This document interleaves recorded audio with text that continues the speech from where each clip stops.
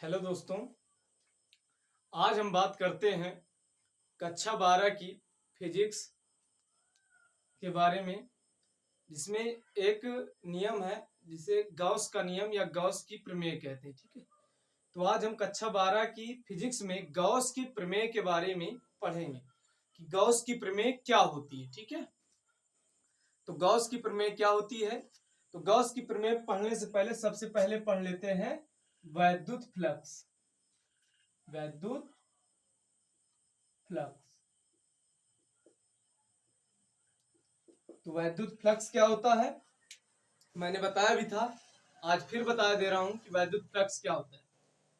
वैद्युत फ्लक्स जब किसी बंद पृष्ठ से गुजरने वाली कुल वैद्युत बल रेखाओं की संख्या को क्या बोलते हैं, वैद्युत फ्लक्स कहते हैं। ठीक है, फिर से एक बार, किसी बंद पृष्ठ के लंबवत गुजरने वाली वैद्युत बल रेखाओं की संख्या को वैद्युत फ्लक्स कहते हैं। क्या कहते हैं, वैद्युत फ्लक्स। ठीक है, किसी पृष्ठ के लंबवत गुजरने वाली वैद्युत बल रेखाओं की संख्या को वैद्युत फ्लक्स कहते हैं। ठीक है, और इसे हम फाई से प्रदर्शित करते हैं। किससे, फाई से। फाई बराबर फार्मूला होता है ई ए कॉस थीटा। क्या होता है, ई ए कॉस थीटा, यानी वैद्युत फ्लक्स बराबर फार्मूला होता है क्या, ई ए कॉस थीटा। और अगर हम इसके वैद्युत फ्लक्स की मात्रक के बारे में बात करें तो इसका मात्रक होता है एक newton metre square, newton metre square प्रति कूलम। एक तो ये होता है। और अगर हम सीजीएस पद्धति के मात्रक के बारे में बात करें, सीजीएस पद्धति में, तो सीजीएस पद्धति में इसका मात्रक मैक्सवेल होता है। क्या होता है, मैक्सवेल। ठीक है, और एसआई पद्धति में इसका मात्रक वोल्ट इंटू मीटर होता है। क्या होता है, वोल्ट इंटू मीटर। ठीक है, क्या होता है, इसके मात्रक के बारे में बात करें तो इसका मात्रक क्या होता है, न्यूटन मीटर स्क्वायर प्रति कूलम।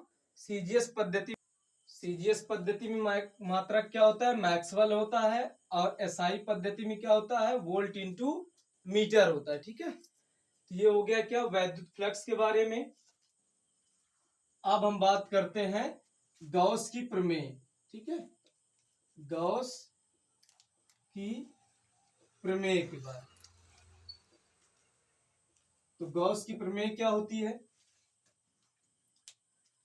जब किसी बंद पृष्ठ से गुजरने वाला वैद्युत फ्लक्स उस पृष्ठ के द्वारा कुल आवेश का 1/एप्सिलॉन गुना होता है, तो उसे क्या बोलते हैं, गॉस की प्रमेय। ठीक है, या तो बता सकते हो कि इस नियम के अनुसार जब किसी बंद पृष्ठ से गुजरने वाला कुल वैद्युत फ्लक्स उस पृष्ठ द्वारा कुल आवेश के 1/एप्सिलॉन गुना होता है, इसे ही क्या बोलते हैं, गॉस की प्रमेय। ठीक है, एक बार फिर से, इस नियम के अनुसार किसी बंद पृष्ठ से गुजरने वाला कुल वैद्युत फ्लक्स उस पृष्ठ द्वारा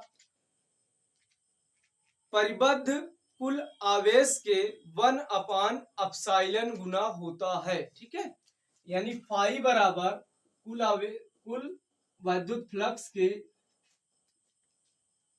आवेश के 1/एप्सिलॉन गुना होता है, यानी Q बराबर 1/एप्सिलॉन 0। यानी जो वैद्युत फ्लक्स है वो इस पर उपस्थित कुल आवेश का 1/एप्सिलॉन गुना होता है। इसे क्या बोलते हैं, गॉस की प्रमेय। ठीक है, अब क्या कर दें, यहां पास से हम गुणा कर दें तो Q एक कम Q हो जाएगा बटे एप्सिलॉन 0 हो जाएगी। यही क्या हो जाएगी, आपकी गॉस की प्रमेय। ठीक है, अब बात करें गॉस की प्रमेय के बारे में कि मान लो जैसे हमको गॉस की प्रमेय सिद्ध करना है, इसी में मैं बता दे रहा हूं कि जैसे गॉस की प्रमेय हमको सिद्ध करना है। ठीक है, तो थोड़ा देख लेते हैं गॉस की प्रमेय। तो आपको एक फार्मूला पता है, फाई बराबर ई ए कॉस थीटा। तो अगर हम यहाँ पास थोड़ा सा वैद्युत फ्लक्स ले लें तो डी फाई बराबर क्या हो जाएगा, E D A cos theta. ठीक है, ये हो जाएगा एकदम सूक्ष्मतम क्षेत्रफल हो जाएगा। क्या हो जाएगा, गोले का मान लेते हैं, गोलाकार वस्तु लेते हैं, उसका सूक्ष्मतम क्षेत्रफल हो जाएगा, यानी थोड़ा सा क्षेत्रफल, थोड़े से भाग का क्षेत्रफल। तो दोनों पक्षों का हम समाकलन कर दें तो डी फाई का समाकलन क्या हो जाएगा, खाली फाई हो जाएगा, और इसमें ई कांस्टेंट है, बाहर आ जाएगा, है ना। तो ई और थीटा भी कॉस थीटा भी कांस्टेंट है, ये भी बाहर आ जाएगा, तो कॉस थीटा हो जाएगा। डी ए का समाकलन खाली ए हो जाएगा, ठीक है, क्या हो जाएगा, ए हो जाएगा। और थीटा बराबर हम कितना ले लें, अगर 0 डिग्री ले लें, कितना, 0 अंश ले लें, तो क्या मिल जाएगा आपको, फाई बराबर मिलेगा ई ए, थीटा बराबर कितना मिल जाएगा, cos 0 अंश। और आपको पता है कि cos 0 अंश का मान कितना होता है, 1 होता है, कितना होता है, cos 0 अंश का मान 1 होता है, ठीक है। तो यहाँ पास रख देंगे तो फाई बराबर क्या मिल जाएगा, खाली ई ए मिल जाएगा, ठीक है। और ई क्या है, वैद्युत क्षेत्र यानी इलेक्ट्रिक फील्ड है, क्या मिल गया, फाई बराबर ई ए, और ई क्या है, वैद्युत फ्लक्स, सॉरी वैद्युत क्षेत्र है, क्या है, वैद्युत क्षेत्र। तो वैद्युत क्षेत्र ई बराबर क्या होता है, फार्मूला 1/4 पाई एप्सिलॉन 0 क्यू बटे आर का स्क्वायर, ये होता है फार्मूला वैद्युत क्षेत्र बराबर, है ना। और ए क्या है, गोले का पृष्ठीय क्षेत्रफल, तो गोले का पृष्ठीय क्षेत्रफल क्या होता है, ए बराबर 4 पाई आर स्क्वायर होता है। अब यहाँ पास दोनों की वैल्यू रख देते हैं, तो फाई बराबर क्या हो जाएगा, ई के स्थान पे 1/4 पाई एप्सिलॉन 0, है ना, और क्यू बटे आर का स्क्वायर, और ए के स्थान पे कितना रखेंगे, ए के स्थान पे गुणे 4 पाई आर का स्क्वायर, तो देखो 4 पाई से 4 पाई कैंसिल, आर स्क्वायर से आर स्क्वायर कैंसिल, तो मिल गया क्या आपको, फाई बराबर मिल गया क्यू बटे एप्सिलॉन 0, क्या मिल गया, क्यू बटे एप्सिलॉन 0, ठीक है, क्या मिल गया, फाई बराबर क्यू अपान एप्सिलॉन 0। और यही तो देखो गॉस की क्या है, प्रमेय, ठीक है।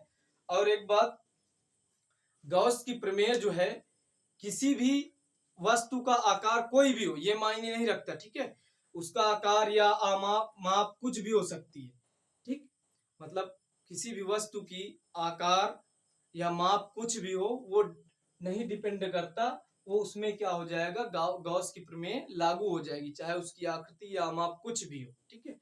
और यदि मान लो कोई गोला है, ठीक है, मान लो कोई गोलेकार वस्तु है, अगर आवेश जो है पृष्ठ के बाहर उपस्थित होगा, क्या होगा, मान लो आवेश जो है क्या हो, पृष्ठ के बाहर उपस्थित हो, माइनस हो प्लस हो, ठीक है, पृष्ठ के बाहर उपस्थित हो, तो वैद्युत फ्लक्स जब अंदर से गुजरेगा तो उसका मान शून्य हो जाएगा, कितना हो जाएगा, शून्य हो जाएगा, यानी फाई बराबर क्या मिल जाएगा, 0 मिल जाएगा।